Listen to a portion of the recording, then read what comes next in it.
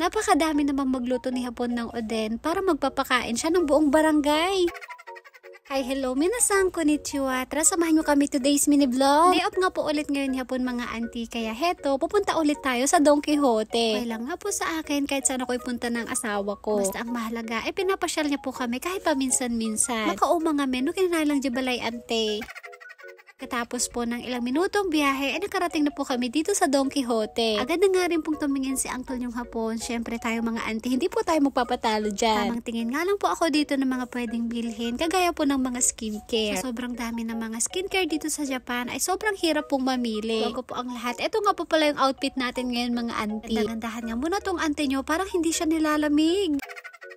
Yung Don Quijote po dito sa amin mga auntie, wala po mga Philippine product na binibenta. Bago pa lang po kasi ito, kaya siguro wala pa po silang ganung binibenta. Karamihan po ng mga Don Quijote dito sa Japan, meron po mga Philippine product. Medyo nakakalungkot po mga auntie kasi yun po yung isa sa mga inaabangan ko dito sa Don Quijote. Sana soon magkaroon na po dito para mas makamura. Pagkatapos po naming mamili, nagpunta na po kami dito sa counter para magbayad. Ito nga po pala sa Japan mga auntie, hindi po uso ang bagger. Ikaw mismo ay maglalagay po ng mga pinamili mo dun sa mismong lagayan. Pagkatapos namin bumili sa Don Quijote, pupunta naman po kami ni Kenshin dito sa game center. Gusto nga po maglaro ng anak ko, kaya pagbigyan na natin siya. Syempre, kahit po yung nanay, gusto rin maglaro.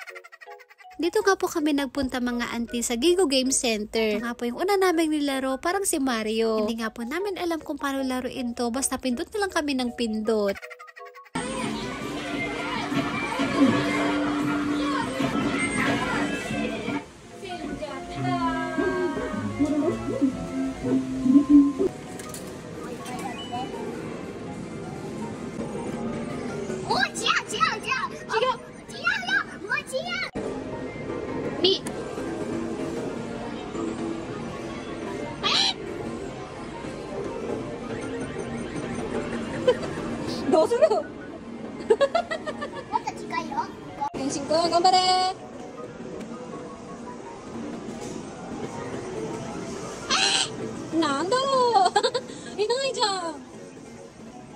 Malapit na nga pong maubos na Kenshin yung pera namin, kaso nga lang wala pa po kaming nakukuha. Nagrigat nga gayayam auntie, sayang ay kwarta.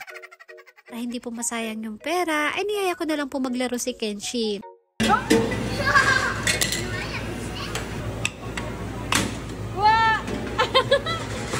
Na nga po pala, habang naglalaro kami ni Kenshin mga auntie, si uncle yung hapon naman po ay nandito sa Nojima. Bili nga po si uncle yung hapon ng air purifier. Fast forward po ay dumaan po kami dito sa Komeri. Gusto nga daw po bumili ni hapon ng aso. Si hapon nga po pala ay mahilig po yan sa aso. Meron po siyang aso dati, dalawa po, kaso nga lang namatay na. Ito nga po pala sa Japan, hindi po basta-basta yung presyo ng aso. Grabe mga auntie, napakamahal. Ito nga pong buhat-buhat ng asawa ko ay nagkakahalaga po ng nasa 230,000 yen. Hindi po ako nagkakamali mga auntie, kung sa peso ay nasa 87,000 pesos. Gusto nga pong bumili ni hapon mga auntie, kaso nga lang po hindi pwede dahil meron po akong allergy at saka asthma. Totoo lang po, nung hinawakan ko po yung aso ay nagkaroon po ako ng asthma. Nagkakaroon po kasi ako ng allergy kapag nalanghap ko po yung balahibo. Kaya kahit gusto po namin ng aso mga auntie, kaso hindi po pwede. Pagka-uwi nga po pala namin ng bahay, ganda rin po kami nagluto ng hapunan. Nga po ay naisipang lutuin ni hapon. Habang hinihintay ko pong lumambot yung karne, ay napakulo naman po ako dito ng itlog. Ilalagay din po kasi natin ito sa oden mga auntie at napakasarap po kapag meron ding itlog. Ito nga po yung mga ilalagay ni hapon sa oden. Dahil day off po ni hapon ngayon mga auntie, kaya siya po yung nakatokang magluto. Napakasarap po kasi magluto ng asawa ko. Mas masarap pa sa luto ko. Pero biro po mga auntie, masarap po talaga magluto yung asawa ko.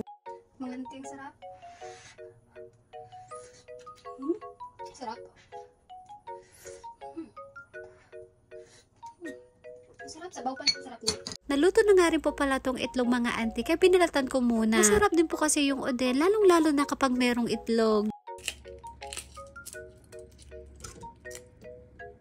Pagkatapos ko pong balatan tong itlog, isa-isa ko na pong nilagay dito sa oden. Sabi po mga auntie, napakadami pong niluto ng asawa ko para magpapakain siya ng isang barangay.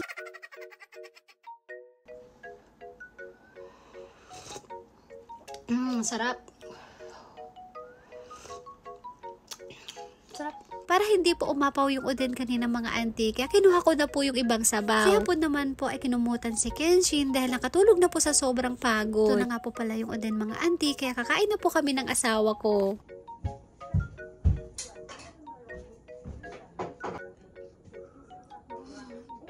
Nalingat nga lang po ako saglit. Abay, si hapon mga auntie, kinuha ba naman yung favorite kong scallop?